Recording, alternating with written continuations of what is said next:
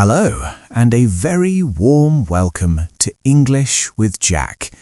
My goal for this channel is to help you move beyond textbook grammar and start understanding English as it is spoken in the real world.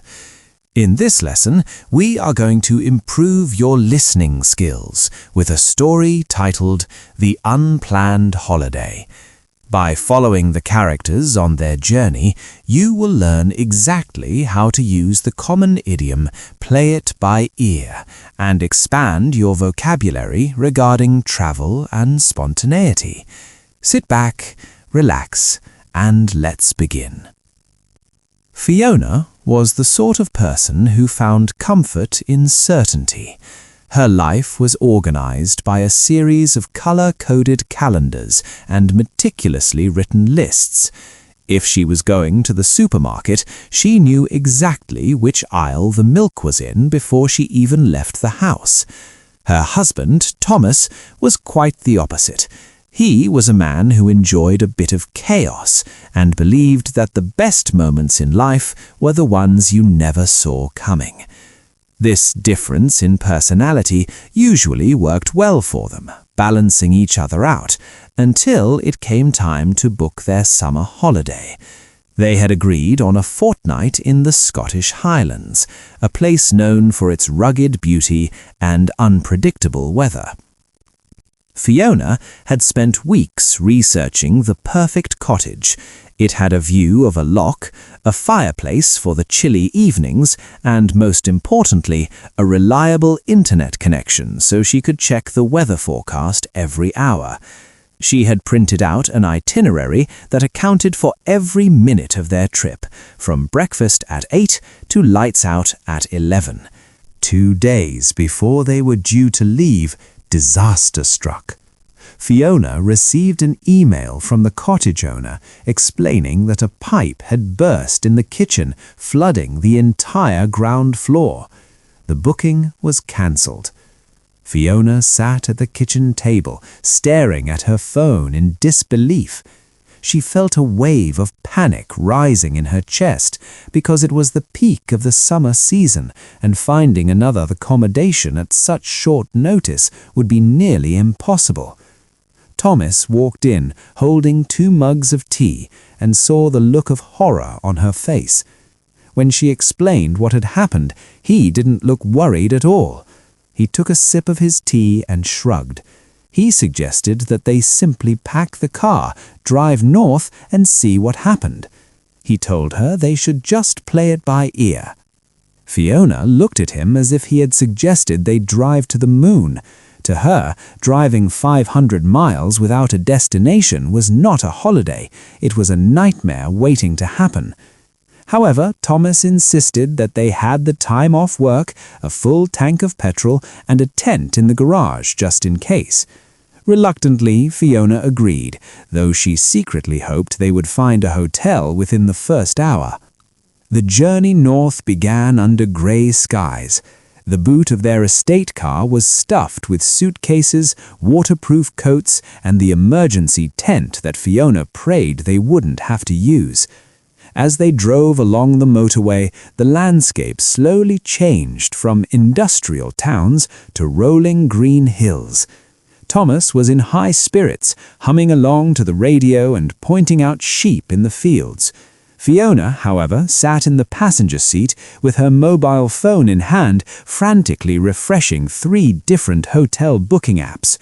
The signal was patchy at best, and every time a page loaded, the screen displayed the same discouraging words, "fully booked." By the time they crossed the border into Scotland, the rain had started to fall in heavy sheets, drumming rhythmically against the roof of the car.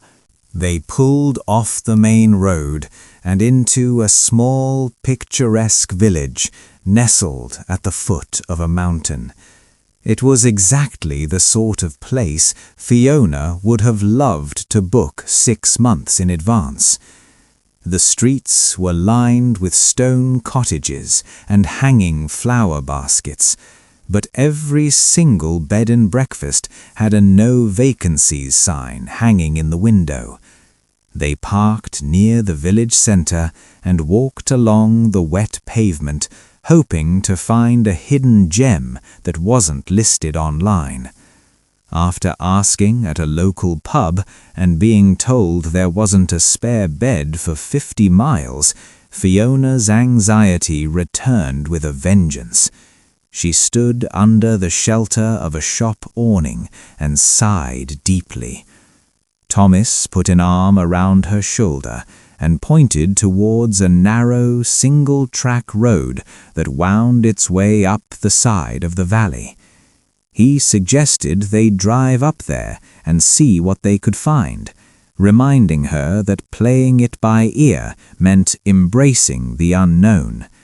With the daylight fading and the rain getting heavier, they got back into the car and turned away from the safety of the village, heading up the steep track into the mist. The track ended abruptly at a rusty metal gate. Beyond it, a white farmhouse stood alone against the backdrop of a towering dark mountain. A single light glowed warmly from a window on the ground floor. Thomas stopped the car and turned off the engine. The silence was absolute, save for the wind whistling through the dry stone walls. Fiona felt a knot of apprehension in her stomach, but there was nowhere else to go. They ran through the rain to the front door and knocked loudly. Moments later, the heavy timber door creaked open to reveal an elderly woman with silver hair and a kind smile. She introduced herself as Mrs. McGregor and seemed completely unsurprised to see two bedraggled strangers on her doorstep. When Thomas asked if she knew of anywhere to camp, she laughed and shook her head, insisting that the weather was far too wild for a tent. As luck would have it, she ran a small bed and breakfast, but because she didn't own a computer or a mobile phone, she wasn't listed on any of the websites Fiona had checked. Mrs. McGregor led them inside to a room that was far superior to the cottage Fiona had originally booked. It had a roaring fire, a thick woolen rug, and a smell of baking bread wafting from the kitchen. Over the next few days, Fiona and Thomas explored the local area based entirely on Mrs. McGregor's handwritten recommendations. They discovered hidden waterfalls, ate fresh seafood in tiny harbour towns, and watched a golden eagle circling above the glen. Without a rigid schedule to stick to, Fiona felt a weight lift off her shoulders. On their final evening, sitting by the fire with a cup of cocoa, she admitted that Thomas had been right. They had found a hidden paradise simply by driving without a plan. By choosing to play it by ear, they had turned a potential disaster into the best holiday of their lives. That brings us to the end of our story today. I hope you enjoyed following Fiona and Thomas on their journey through the Scottish Highlands. It was wonderful to see how Fiona, who usually loves her lists and schedules, learned to relax when things went wrong. Notice how we used the idiom "play it by ear" to describe their decision to proceed without a fixed plan, improvising as they went along. This is a brilliant phrase to use when you want to tell someone that you will decide what to do as the situation develops, rather than organizing everything in advance.